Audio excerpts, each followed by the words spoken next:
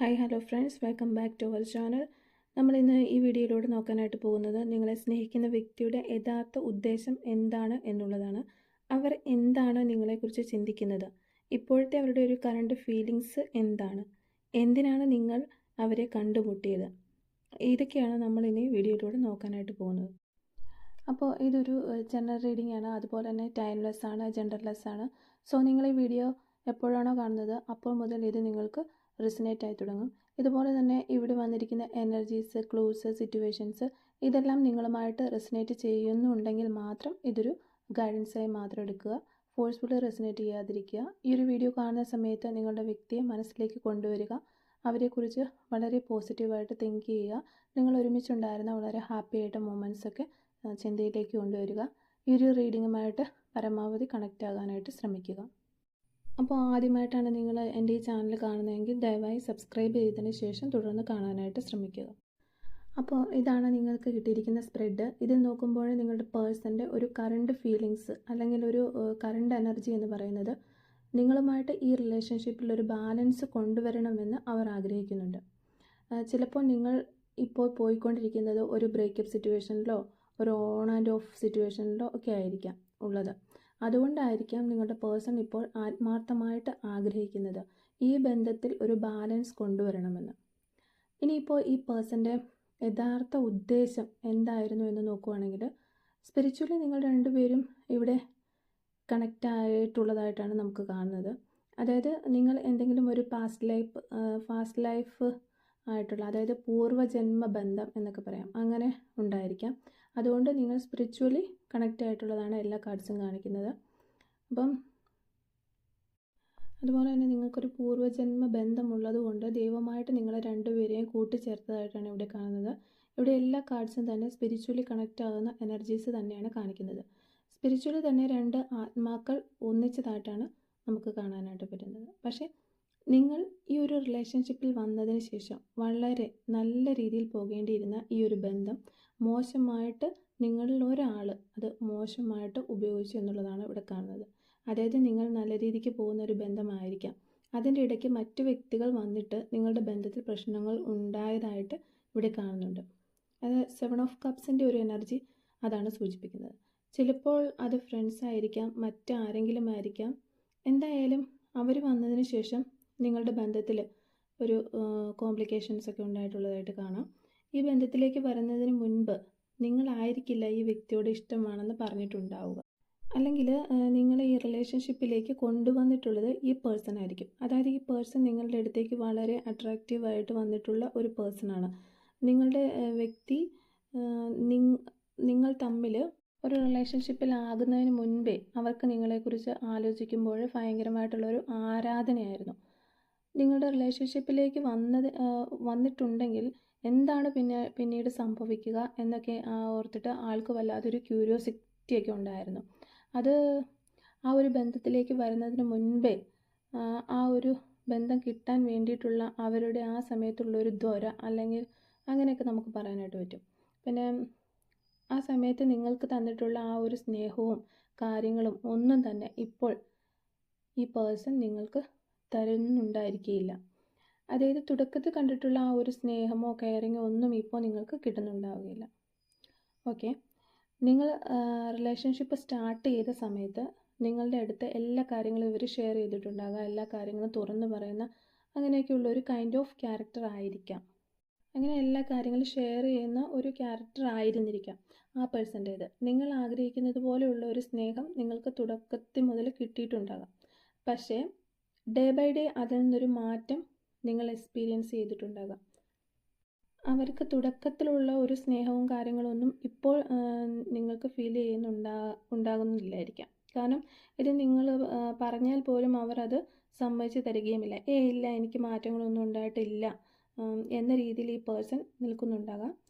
അപ്പോൾ അതിന് കാരണം നിങ്ങൾ ഈ വിചാരിച്ചിട്ടുള്ള ഈ വ്യക്തിയുടെ ക്യാരക്ടർ എന്ന് പറയുകയാണെങ്കിൽ ഒരു മാനിപ്പുലേറ്റീവ് ചെയ്യുന്നത് പോലത്തെ ഒരുതരം ക്യാരക്ടറാണ്.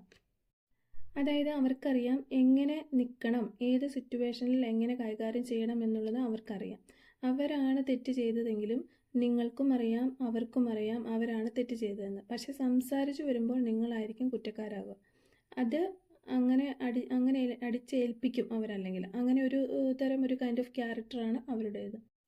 അതുപോലെ തന്നെ എന്തെങ്കിലും ഒരു സാധനം അവർക്ക് വേണം, അല്ലെങ്കിൽ എന്തെങ്കിലും കാര്യം വേണം, സാധിച്ചു കിട്ടണം എന്തെങ്കിലുമൊക്കെ വരുന്ന ആ സമയത്ത്, ആ ഒരു തുടക്ക സമയത്ത് അവർക്കുണ്ടാകുന്ന ആ ഒരു ക്യൂരിയോസിറ്റി പിന്നെ ഉണ്ടാകില്ല. അത് ആ കാര്യം സാധിച്ചു കഴിഞ്ഞതിന് ശേഷമോ അല്ലെങ്കിൽ ആ ഒരു കാര്യം കിട്ടിക്കഴിഞ്ഞിട്ട് അവർക്ക് ആ ക്യൂരിയോസിറ്റി ഉണ്ടാകുകയില്ല.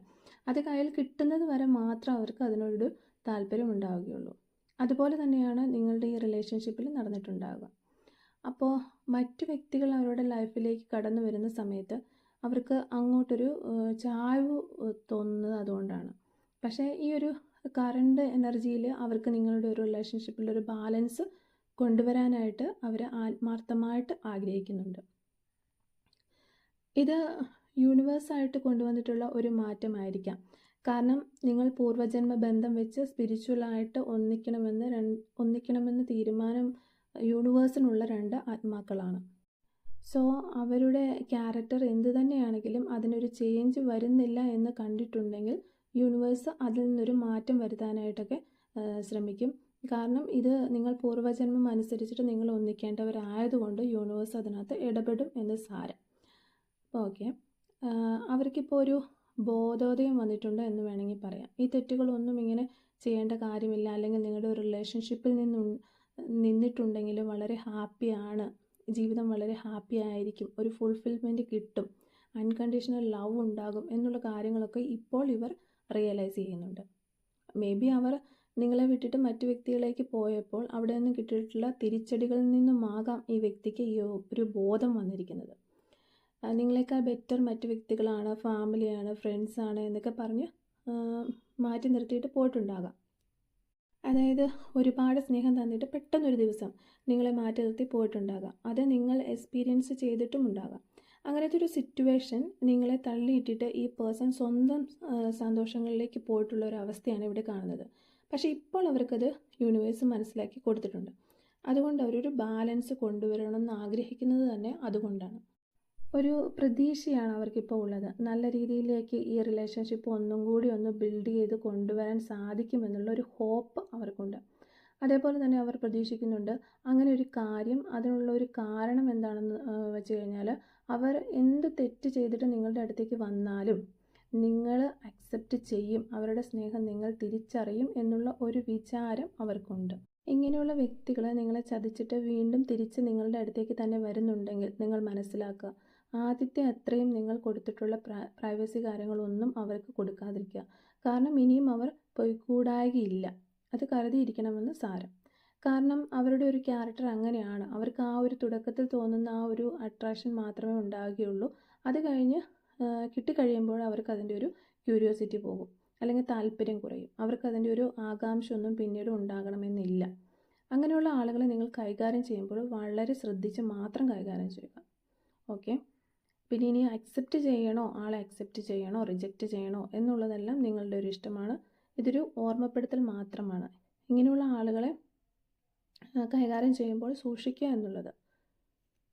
ഓക്കെ, നിങ്ങളുടെ ഈ പേഴ്സണ് ഇപ്പോൾ എല്ലാ തരത്തിലുള്ള റിയലൈസേഷനും ഉണ്ട്. നിങ്ങൾക്ക് തുടക്ക സമയത്ത് ഭയങ്കര കെയറിങ് ഒക്കെ ആയിരുന്നു, അവരുടെ ഒരു ഉള്ളം കയ്യിൽ വെച്ചിട്ടായിരുന്നു നിങ്ങളെ കൊണ്ടുവരുന്നത് എന്നൊക്കെ അവർക്ക് നല്ല രീതിയിൽ തന്നെ അറിയാം. എന്നിട്ട് പെട്ടെന്നൊരു ദിവസം നിങ്ങളെ ഇട്ടിട്ട് പോയിട്ടുള്ള സിറ്റുവേഷൻ ആയിരുന്നുവെന്നും അതിൽ നിങ്ങൾക്ക് ഒരുപാട് നിങ്ങൾ വേദനിച്ചിട്ടുണ്ടെന്നുള്ള കാര്യങ്ങളൊക്കെ ഈ പേഴ്സൺ ഇപ്പം മനസ്സിലാവുന്നുണ്ട്. അവരുടെ ലൈഫിൽ നിങ്ങളെ ഒരു സ്റ്റാറായിട്ട് വെക്കാനാണ് അവർ ആഗ്രഹിക്കുന്നത്. അതുപോലെ ഫസ്റ്റ് നിങ്ങളുടെ അടുത്തേക്ക് വന്നപ്പോൾ പോലും അവർക്ക് നിങ്ങളോടൊരു ആരാധനയായിരുന്നു, അല്ലെങ്കിൽ ഒരു റെസ്പെക്റ്റ് കലർന്ന സ്നേഹമായിരുന്നു. ഒരു സ്റ്റാർ പോലെയാണ് നിങ്ങളെ അവർ കണ്ടിട്ടുണ്ടായിരുന്നത്. അതുകൊണ്ടാണ് ആ ഒരു സമയത്ത് ആ ഒരു റിലേഷൻഷിപ്പിലേക്ക് നിങ്ങളെ കൊണ്ടുവരാൻ വേണ്ടിയിട്ട് എന്തൊക്കെ ചെയ്യാൻ പറ്റുമോ അത്രയും കാര്യങ്ങൾ അവർ ചെയ്തിട്ടുണ്ടായിരുന്നത്.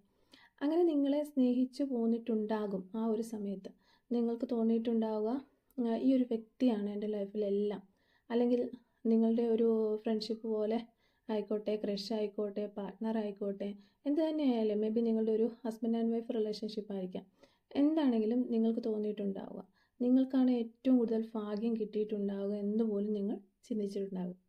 പക്ഷേ പോകെ പോകെ നിങ്ങൾക്ക് അവരുടെ ഒരു യഥാർത്ഥമായിട്ടുള്ള ക്യാരക്ടർ മനസ്സിലായിട്ടുണ്ടാകും. ഇപ്പോൾ നിങ്ങളെക്കുറിച്ച് ചിന്തിക്കുന്ന സമയത്ത് ഈ പേഴ്സൺ സ്റ്റക്കായി പോകുന്നുണ്ട്. അവർക്കൊരു മിസ്സിങ് ഫീലിംഗ് ആണ് ഉണ്ടാകുന്നത്. നിങ്ങളെക്കുറിച്ചുള്ള തോട്ട്സ് അവർക്ക് ഉണ്ടാകുന്നുണ്ട്. അതിൻ്റെ കാര്യം ഈ ഒരു തേർഡ് പാർട്ടി എന്ന് പറയുന്ന വ്യക്തിയുടെ കയ്യിൽ നിന്നും ഉണ്ടായിട്ടുള്ള തിരിച്ചടികളാണ്.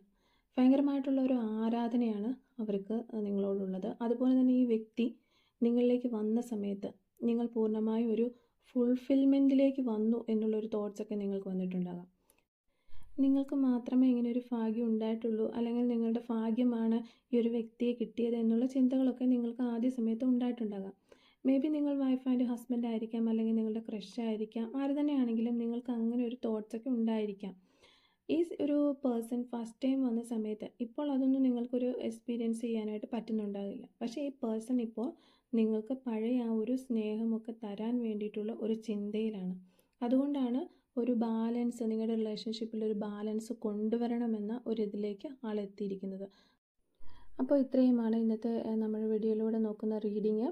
അതുകൊണ്ട് നിങ്ങൾക്ക് ഈ റീഡിങ് ഇഷ്ടമായെങ്കിൽ ദയവായി ലൈക്ക് ചെയ്യൂ, ഷെയർ ചെയ്യൂ ആൻഡ് സബ്സ്ക്രൈബ് ചെയ്യൂ. Thank you for watching.